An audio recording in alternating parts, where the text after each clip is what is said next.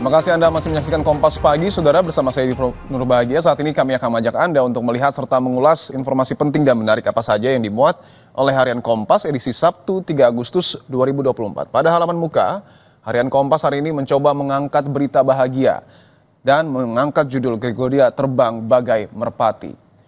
Menjadi satu-satunya wakil tersisa untuk menanggung asa berprestasi dari ratusan juta warga. Beruntung Gregoria bisa melepas semua beban itu dan terbang bebas sebagai seekor merpati. Gregoria telentang di lapangan lalu berteriak sekencang-kencangnya. Selesai sudah perjuangan awal di babak gugur tunggal putri Olimpiade Paris 2024. Lepas pula beban besarnya di pundak, dia menyudahi laga babak 16 besar selama 55 menit dengan kemenangan atas wakil Korea Selatan Kim Ga-eun 2-1-4, 8-21 dan 23-21 di Stadion La Chapelle, Arena Paris, Prancis pada Jumat dini hari waktu Indonesia. Tentu kita juga turut berbahagia karena Gregoria berhasil maju ke babak perempat final cabang bulu tangkis Olimpiade Paris, dan kita berharap tentu raihan prestasi semoga bisa meraih emas di ajang Olimpiade Paris 2024. Kita akan beralih ke berita politik, Saudara. Terkait dengan kegiatan ataupun agenda Presiden terpilih Indonesia, Prabowo Subianto yang sejak bulan April hingga bulan Juli begitu banyak bertemu dengan sejumlah kepala negara di dunia.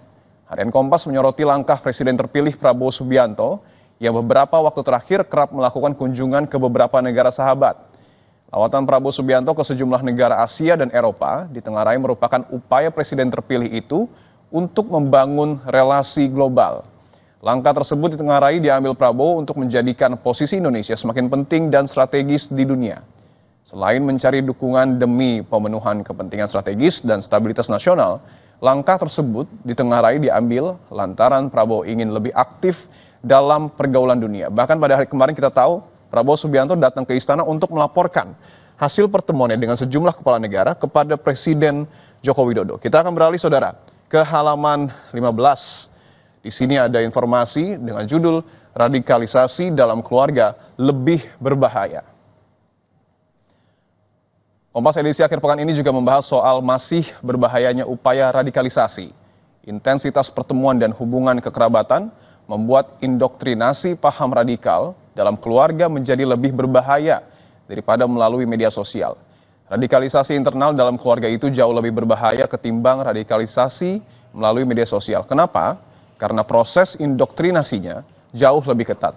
Itu adalah pernyataan yang disampaikan oleh Country Director International Association for Counter-Terrorism and Security Professionals Indonesia, Rakyan Adibrata. Pernyataan ini mengacu pada penangkapan Hok berusia 19 tahun, tersangka teroris di Kota Batu, Jawa Timur. Hok disebut simpatisan jaringan Daulah Islamiyah, dan pada waktu bersamaan di Jawa Tengah, Densus 88 Anti Teror Polri juga menangkap seorang terduga teroris di stasiun Solo Balapan, Surakarta. Sosok berinisial M itu ternyata merupakan orang tua Hok. Menurut Rakyan, hubungan keluarga di antara tersangka teroris yang ditangkap di Batu dan Solo memunculkan dugaan adanya proses radikalisasi yang terjadi dalam keluarga. Jika paparan radikalisme diperoleh melalui media sosial, lanjut Rakyan, ada kemungkinan fase tersambung dan terputus dalam proses tersebut. Namun, hal itu akan minim terjadi jika paparan terjadi di dalam keluarga. Selain tentu karena intensif bertemu, hubungan kekerabatan juga akan membuat proses indoktrinasi lebih kuat, terlebih jika dari orang tua ke anak.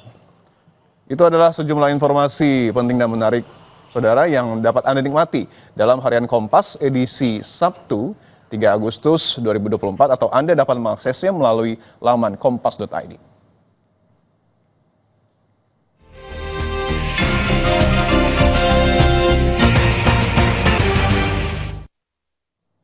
Kompas Pagi akan kembali usai jeda. Saudara, gelombang unjuk rasa terjadi di sejumlah negara pasca terbunuhnya pemimpin Hamas Ismail Haniyeh pada Rabu kemarin di Teheran, Iran.